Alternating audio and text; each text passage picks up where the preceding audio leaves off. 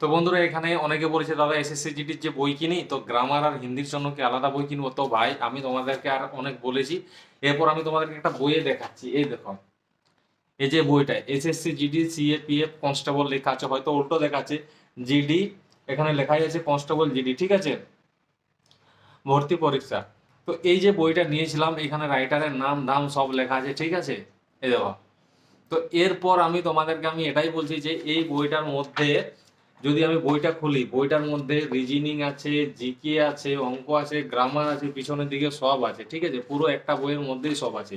এই বইটাই আমি কিনেছিলাম রে ভাই, অন্য কিছু না, হিন্দি ইংলিশের জন্য। হিন্দি ভার্সন ইংলিশ ভার্সনের জন্য এই বইটা আমি ব্যবহার করেছিলাম, আর বাকি বই ছিল আমার বাংলা ভার্সনের, ঠিক আছে। তো তোমাদেরকে আমি তো এখনো বলছি যে এই বইটা দোকানে পাবে, অনলাইনে পাবে। এই দেখো, এখানে দেখো অনেক বই আছে, তার মধ্যে এই যে এই বইটা, ঠিক আছে, এইটা। তো ভিডিওটা ভালো লাগলে চ্যানেলটা সাবস্ক্রাইব